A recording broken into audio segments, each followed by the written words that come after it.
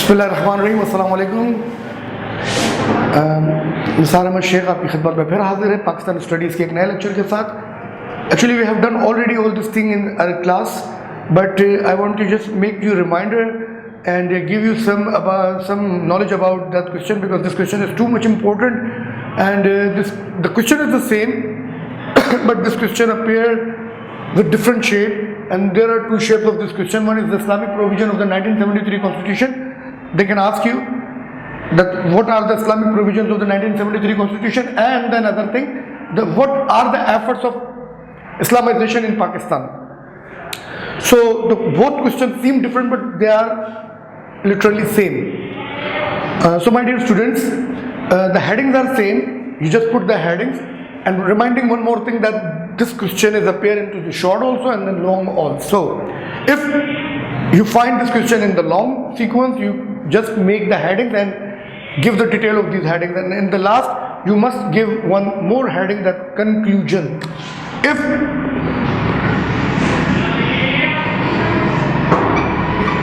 you find in long, okay, but if you find in the short one, just give these headings, or if you want to give the definition of these headings in only 1 or 2 lines in the short answer. No need to give in a full description in the long headings, okay, or in the so short answer of the question. So now I am going to go at the very first one, that what are the efforts of Islamization in Pakistan. It means he's asking you, the examiner is asking you about the efforts what are going on here in Pakistan for the increasing of Islamization, inclusion of Islamization, and then that Islamic provisions of 1973 constitution, both are the same things, okay. So now let's start. If the question is Islamization, efforts of Islamization in Pakistan, then you just reminding one thing, that objective resolution is the base, or in the base. Objective resolution. What are the objective resolution? Objective resolution is the base of our constitution. All 3 constitutions are depending on this objective resolution. What we have in objective resolution: the sovereignty belongs to Allah. Prime Minister and President of Muslim must be Muslim, and the Islamiyat is compulsory. Islam is the core religion of Pakistan. So in the terms of the efforts of Islamization in Pakistan, you must have one heading here, that objective resolution is the base, or in the base of any constitution. And if you make this thing, and if you make sure this thing that it is in the base, or it is in the initial ways, so it is very easy to understand that Pakistan is going towards the path of Islam. The second thing is that Qadiani declare non-Muslim. Let me inform you that who is the actually Qadianis, or what is the Qadiani, the theme of the Qadianis, or the secrets of the Qadiani. Qadianis believe that the after Prophet, the prophethood is still continues, and after Nabi Pak Sallallahu Alaihi Wasallam, they believe that the prophets are still coming, and they believe until the day of judgment, that they are saying that there is no any stoppage from the Allah, that the prophethood is continued. So according to the 73 constitution, in the 73 constitution, it is clear that Qadianis are non-Muslim, because believe in the last prophethood of the Nabi Pak Sallallahu Alaihi Wasallam is our faith. If you find anyone, or if you think that anyone is prophet now, or recent, or upcoming, this is the fake things. So according to the Muslim, Qadianis are non-Muslim, and in Pakistan, in the constitution also 73, that Qadianis are non-Muslim. And one more thing, this is also a massive effort, that we declared Qadianis that they are non-Muslim. Understood? Got? Then the Hudud Act. What is the actual meaning of Hudud? Hudud is an Arabic word that means limitation. Okay? So if you think about the limitation, we only just think that something concerned about the ladies, or any woman, or like women march yesterday before, you have seen that. So no my dear, this is not that thing. You can say, but it is not completely that thing. Hudud means, according to the Islam, if 2 persons are witness for any case. For example, if someone claim me that I did a murder last night, and he might bring two witnesses. These two are, the two male genders are, the witness of that case. So I am now guilty, and according to the Islam, I will hang on to the death. You can understand that things. So this is the one thing is hudud, when somebody claim you and give the witnesses.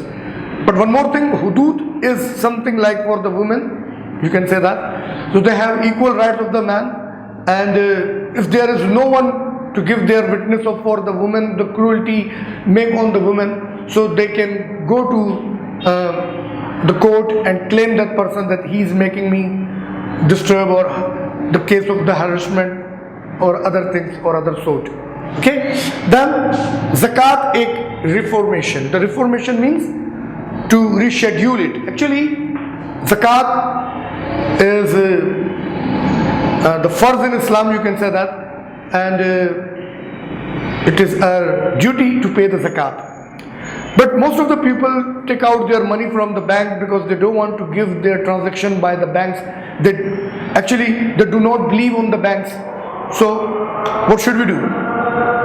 In 1973 Constitution, the government announced or introduced one thing, that you just fill the form that to whom you are going to pay the zakat, the data of that person from you are going to give the zakat, and now it is the database system of zakat. It is necessary to give zakat. It is not necessary to give zakat by the banks.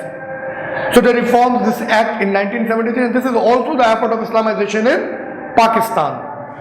Then the Department of Awqaf. What is Awqaf? Awqaf is a department who looks after the religious places like mosque, Imam Bargahs, and the shrines and the tombs. They are so valued in Islam.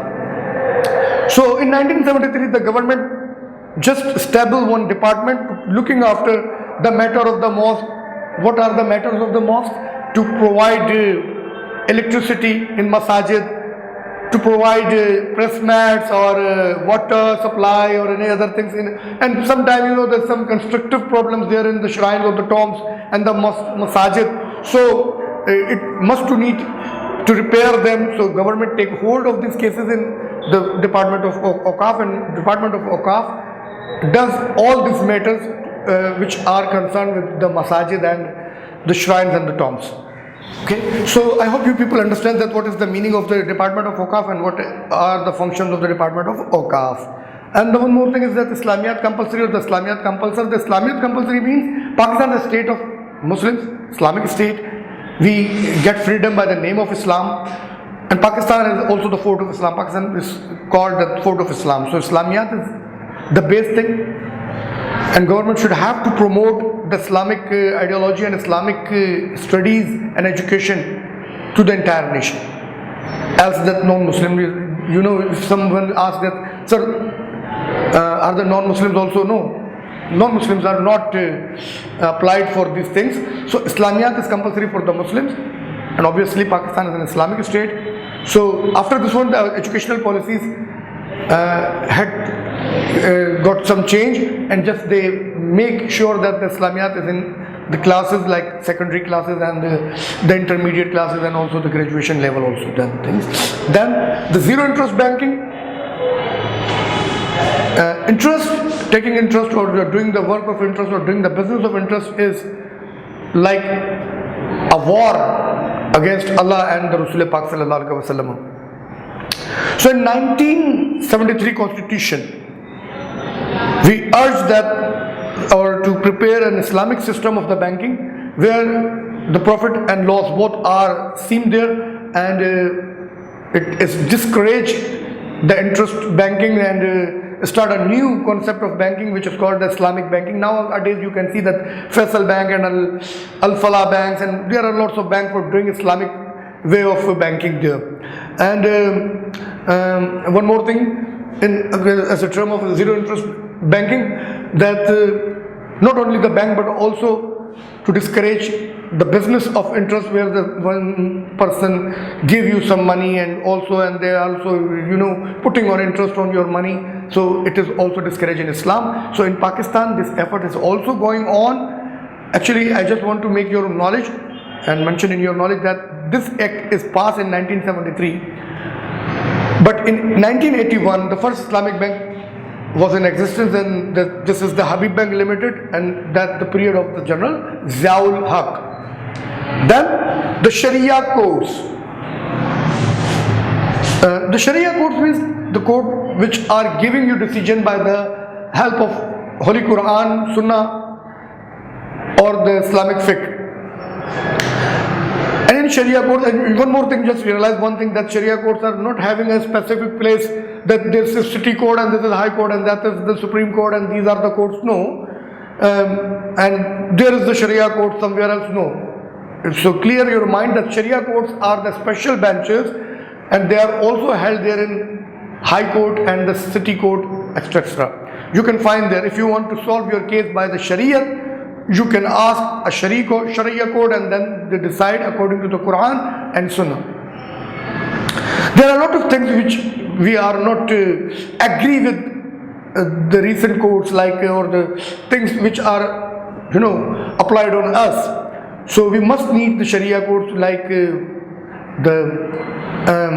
inheritance issues or the nikah issues, and some sort of business. There are some sort of problem there in to do the business or not do, or do that, things are so crucial for us. So Sharia courts are also always helpful for us to solve this kind of matters. Right? Then the establishment of madaris. As I told you before, that Islamic studies and Islamiyat is compulsory in Pakistan. So government promote to establish new madaris, because we need ulama akram, we need hufaz akram, we need this kind of many people. They are giving us the guidance according to the Islam. So we are not, we are nothing without them. So we need this sort of, the group of the people in a precious way or in a sufficient way. So the establishment of madaris produces the ulama akram or the mufti akram or the muazzin proper ways, or the hufaz akram. They give us the knowledge in the proper way, and we are hope that we are if we take this sort of people from the public and from the madaris, they give us a proper mirror, give us the proper shape of Islam, and give us the proper knowledge according to the Islam. And then the rights of minority. Without the rights of the minorities, if a minority, if a Hindu or any other caste or any other religious person living in your state, it is your responsibility to give him security, to give him or her the facilities or their fundamental rights. So if anyone from the minorities living in Pakistan, they are our own, they are like our countrymen, they are like our country brothers. So this is the responsibility of the Islamic State to give them proper protect. And this is also necessary for Islam, because Islam is spread by love, by sympathy. Islam did not, Islam does not, Islam will not spread by sword or gun or any tank or any bomb. Islam is the religion of peace. So here it is, here all is this, these all are the main fact, and these all are the main features to promote Islamization in Pakistan, and also these are the Islamic provisions. And one more thing, I just let you inform that these are not complete provisions of 1973. There are a lot of bundle of things there. So I just give you the cream points which are helpful for your question solution. And this question is appear in twice or thrice in your 5 year. So all about this today. It's all over. Thank you very much.